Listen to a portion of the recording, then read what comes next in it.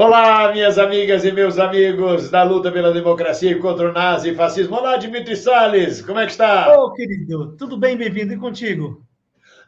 Melhor não podia estar, né? Sendo governado por Bolsonaro, vendo o Brasil afundando cada vez mais. Este coração aqui no meu peito, nesta camisa, é uma homenagem a Mayakovsky, ao verso de Mayakovsky que dizia: em minha anatomia ficou louca, sou todo coração. E coração significa que eu não sou racional, significa que me dá nojo. Este regime que está imposto ao Brasil é uma vergonha. Eu nunca imaginei que o brasileiro tivesse essa cara. Agora mesmo o deputado do PSL recebeu no gabinete dele o marido da Maria da Penha, o criminoso que deu tiro nela, que tornou ela paraplégica. O deputado quis ouvir a versão do outro lado e disse que é no mínimo intrigante, intrigante, tá bom, intrigante, tá bom, fica combinado assim. Isso é além da extrema direita, isso é além da direita, isso é perversidade, é só perversidade. Bolsonaro é perverso. Aliás, o Supremo Tribunal de Justiça do Rio de Janeiro, Tribunal de Justiça do Rio de Janeiro mandou quebrar o sigilo bancário de Eduardo Bolsonaro. Pega fogo o cabaré. E aí, Dimitri? Então, bem-vindo, foi do Carlos Bolsonaro, do Carluxo, e agora vai ser investigado, Peraí, já vamos está botar a sendo, ordem nisso. Foi o Carluxo ou foi o Eduardo Bolsonaro? foi o Carlos Bolsonaro. E pior ainda. O Carlos agora ele já estava sendo investigado na vara de combate ao crime, e agora quebraram o seu sigilo fiscal, telefônico de mensagens. Agora a gente vai descobrir como funciona, como gira o dinheiro da corrupção na família Bolsonaro. De onde é que vem o dinheiro lavado lá na loja de chocolate? Como é que funciona o esquema que gera a compra de imóveis caríssimos no Rio de Janeiro e em Brasília com dinheiro vivo? Nós vamos descobrir como é que funcionários foram contratados nos gabinetes dos filhos de Bolsonaro e do Bolsonaro, sem nunca terem pisado nas casas legislativas. Agora parece que a coisa começa a ser revelada efetivamente. Quer dizer que, na verdade, pelo que se fala, a boca pequena e a boca grande, embora não provada ainda juridicamente, mas pelo que se fala, o Flávio Bolsonaro é que gere o dinheiro da família e distribui o dinheiro para o Dudu, para o Carlos, para o pai, para o Queiroz mandar para a Michele. Quer dizer, pode ser que através da quebra do sigilo bancário do Carluxo, é o Carluxo que vai ter o sigilo bancário quebrado. A gente vai ver que ele mandou dinheiro até para o priminho dele, para o Léo Índio, hein? Hein? Olha um presentinho de aniversário, Leozinho, para você, querido. A gente agora vai descobrir isso por ordem do Tribunal de Justiça do Rio de Janeiro. Bolsonaro deve estar pisando em ovos, 7 de setembro se aproximando, e ele cada vez mais vendo a possibilidade de um filho dele ser preso e A gente também não de arrastar os outros irmãos e o próprio Bolsonaro. Aliás, ele mencionou isso, ele perguntou ao Alexandre de Moraes: que inquérito é esse que você está abrindo aí? O que é isso? É uma armadilha para quando, na primeira oportunidade, vocês me pegarem para me prender? É isso? Ele sabe que vai ser preso, ele está apavorado com a ideia de ser preso. E ele fica dizendo assim: 7 de setembro vai mudar o país, aguarde que 7 de setembro vai... Ele pensa que ele é Dom Pedro I, ele quer fazer isso no dia da independência, independência ou morte. Quer dizer, o que ele diz: ou eu saio vitorioso ou saio morto, independência ou morte.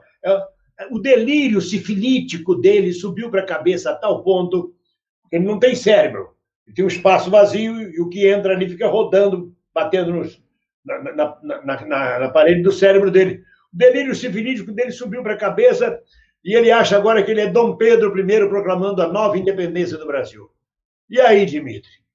Então, o Bolsonaro está com muito medo de ser preso. O que essa quebra de sigilo traz para a gente é a possibilidade de comprovação de um esquema de rachadinha que tem nome, chama-se peculato, é crime. Então, o Bolsonaro está com muito medo, porque tanto ele, presidente da República, à época quando o deputado já praticava o esquema de peculato, a chamada rachadinha, também todos os seus filhos praticam. Então, ele está com muito medo, porque agora vai se destampar e nós vamos poder enxergar o esquema como ele é montado. Pelo menos a ideia é que se possa materializar a prova desse crime, que é também uma espécie de corrupção. E o Bolsonaro está com muito medo de ser preso. Porque quando ele sair da presidência, ele perde a imunidade. Ele já não vai ser mais deputado. Ele não vai ser presidente da República. Ele sabe, inclusive, que ele responderá a um processo penal internacional. Então ele está com muito medo. E ele sempre se moveu, ele sempre agiu de modo a proteger os filhos. Ele tem muito zelo por esses filhos, só pelos filhos. Tá? E aí agora, mais uma vez, ele se vê na berlinda com a possibilidade do Carluxo ser efetivamente... Você não acha que ele protege? Você não acha que ele protege esses filhos? Porque esses filhos, na verdade, são a rede de sustentação da corrupção, a rede de sustentação do gabinete de ódio. Esses filhos, na verdade, são assessores dos crimes que ele comete? São, mas de alguma maneira também os filhos se beneficiam de tudo isso. Não são só assessores, mas também são beneficiários desse esquema. A mansão que o Flávio Bolsonaro comprou em Brasília não custa 6 milhões. Aquela mansão custa em torno de 25 milhões.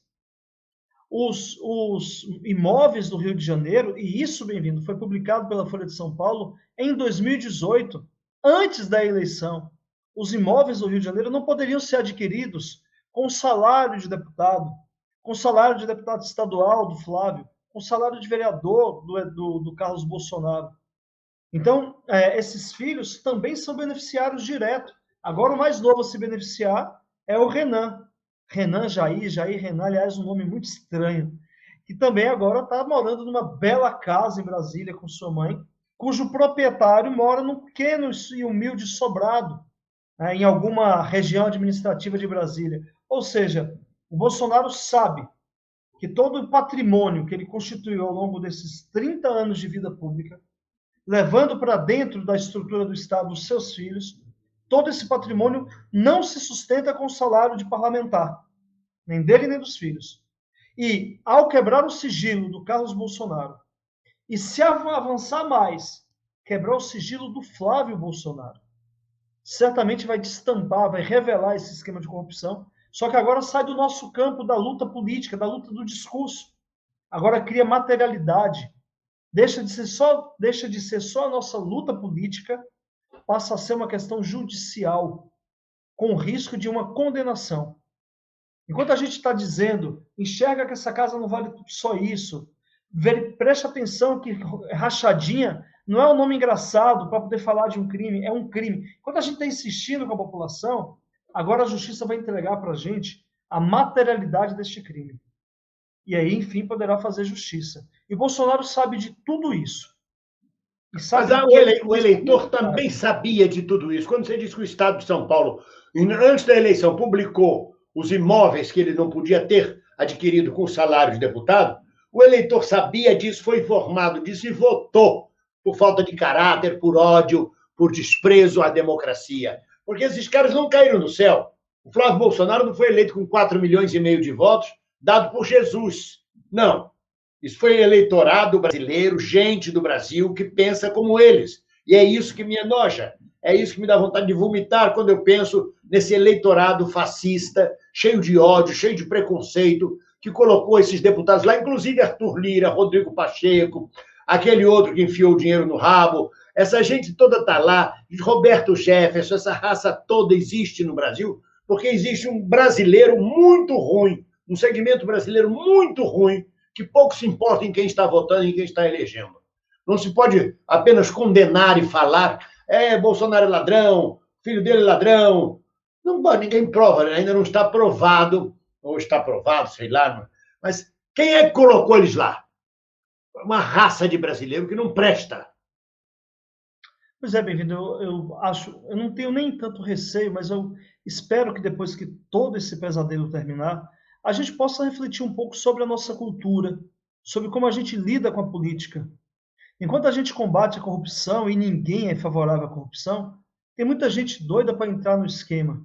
Tem muita gente querendo participar, que ao desprezar a política, despreza o que há de melhor, de mais importante na política, e fica muito fácil sucumbir aos encantos de um ato como a chamada rachadinha. Não tem como discutir, não vai acontecer. Quando eu vejo certos comediantes que não têm mais emprego, que não são nem comediantes, sabe? Comediantes vulgares, vagabundos, medíocres, que tiveram uma chancezinha de aparecer na escolinha ou em algum outro lugar, falando merda a favor de Bolsonaro, porque estão desesperados, porque estão sem emprego, porque precisam ganhar uma grana, se vendem por qualquer coisa. Essa gente está falando isso porque, de alguma forma, entra na cabeça deles: eu vou sair candidato a vereador, eu vou sair candidato a deputado. Tiririca se elegeu, por que não eu? Tiririca era um outro fenômeno popular, era diferente. Mas eu preciso arranjar um emprego. E é essa gente que vem dizer para a gente: acabou a mamata, acabou a Lei Rouanet. Não tem mamata e não tem Lei Rouanet. Se existe mamata, existe essa mamata no governo Bolsonaro.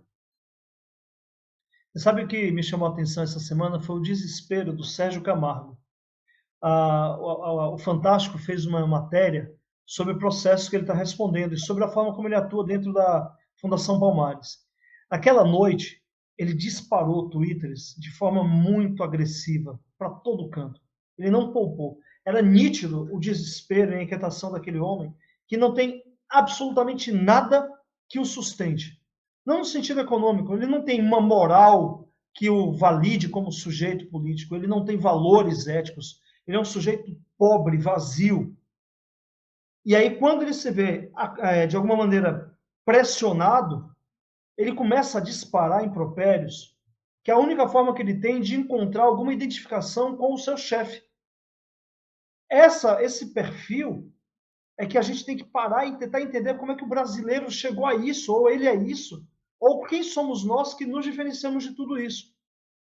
Eu acho que a gente vai ter que aceitar que o brasileiro é isso.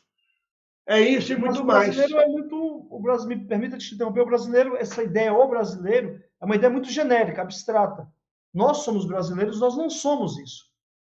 Nós temos, inclusive, uma capacidade mínima de fazer uma autocrítica das nossas posturas, das nossas ideologias.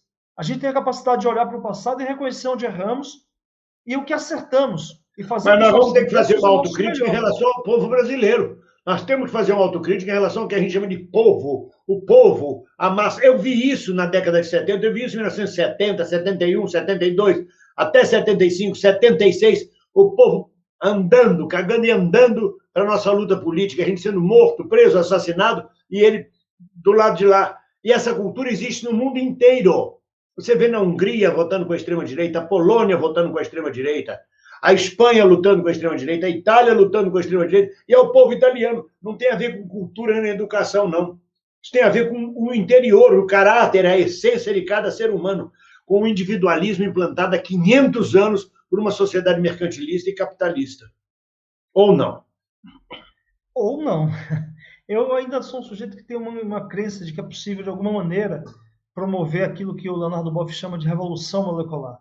Cada um de nós uma molécula de uma grande teia de interações vivas, e a grande revolução é a revolução dos nossos valores.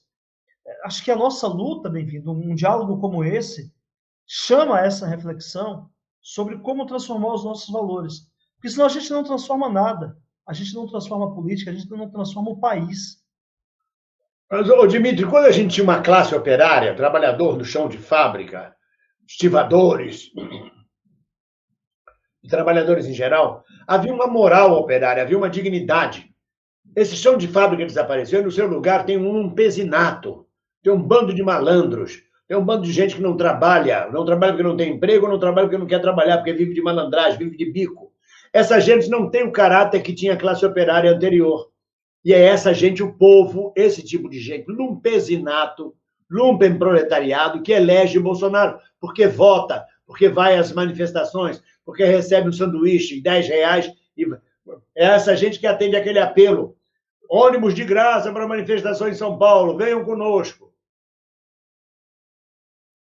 Pois é, no fundo eu fico pensando, tudo isso que você falou há uma grande verdade. Há uma classe média que contribui com tudo isso. Mas em algum momento há que se criar alguma consciência.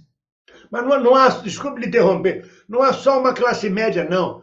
É povão mesmo, que diz, eu quero me dar bem, eu quero ganhar dinheiro.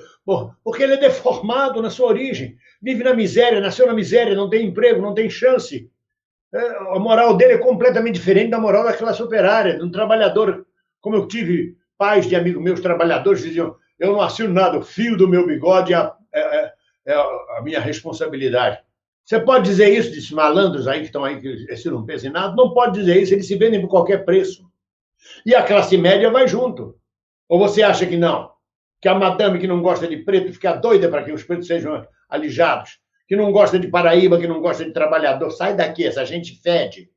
Essa gente quer votar em Bolsonaro. Bandido bom é bandido morto. Viado tem que ser perseguido, tem que acabar com isso, essa pouca vergonha. Eu conheci uma mulher que era bilheteira de um teatro na Barra, pobre de maré de si, morando num kitnet vagabundo em Botafogo, durante o impeachment da Dilma. Ela dizia: na minha casa a Dilma não entra. E eu ficava assim: que a Dilma vai fazer na casa desta porra, desta mulher? Vai querer entrar para quê? E ela dizia com orgulho: na minha casa a Dilma não... Na fantasia dela, a Dilma ia querer entrar na casa dela e ela dizer: não, você aqui não entra. Ela se sentia empoderada. Sim, mas esse empoderamento talvez tenha vindo de um processo político que deu a condição de se pensar como sujeito, que não sujeito de direito, mas talvez o sujeito consumidor. E engraçado você tocar na questão da Dilma, porque ontem completaram-se 5 anos da votação definitiva do impeachment. São 5 anos fora do PT, fora do governo. E essa mulher talvez consiga olhar para o passado e, ainda que não faça publicamente, consegue reconhecer a sua condição de vida muito mais deteriorada do que há 5 anos atrás. Ela vai dizer que é culpa do Lula, da Dilma até hoje. Esta coisa não morre, esta coisa é uma erva daninha, não presta. Uma mulher dessa não presta. Não tem papo com fascista. Ou estou errado? Você acha que ela é capaz de fazer uma autocrítica com um cérebro do tamanho de um caroço de azeitona? Em algum momento parece que há uma luz, uma centelha de reflexão. E isso que faz, por exemplo, a gente ter esperança de que a gente pode, por exemplo, voltar a ter um governo sério neste país. Essa reflexão talvez contribua para um governo que poderá devolver alguma capacidade de dignidade para as pessoas e talvez mudar o curso da história. O que se coloca, na verdade, o grande desafio que se coloca é que não dá para a gente fazer tanta concessão. Tem que mudar o curso da história. Quer dizer que, na verdade, a gente está aqui discutindo isso, mas o papo nosso, a gente está na luta por esperança. Você, eu, todos nós que estamos na luta, por esperança de que nós poderemos reverter essa situação, reconstruir o país, reconduzir as massas excluídas a um lugar na sociedade e fazer as pessoas repensarem a nação, não é isso? Então, eu acho que é isso que nos move, querido. É o que te move, mesmo em Portugal, olhar para o Brasil com os mesmos olhos de quem estava aqui, de quem sempre esteve aqui. Está fisicamente em Portugal, mas com o coração e, sobretudo, o espírito de luta presente com o povo brasileiro. Esse espírito de luta é o mesmo que faz com que o povo, por mais que em algum momento se desvirtue politicamente, mas tem uma garra de acordar, lutar e tentar ganhar o teu pão, e que de alguma forma pode mover a história, mover a roda da história para fazer com que a gente volte a ter não só esperança, mas sobretudo felicidade. E isto passa também pela quebra do sigilo bancário do Carluxo. É onde tudo pode estar começando. É onde a gente pode começar a puxar esse fio de Ariadne, não é verdade? Vamos aguardar. Quem sobreviver, verá. Muito obrigado, Dimitri. Estamos juntos. Beijo, querido. Um abraço a todo mundo que nos acompanha. Um abraço também. Tchau.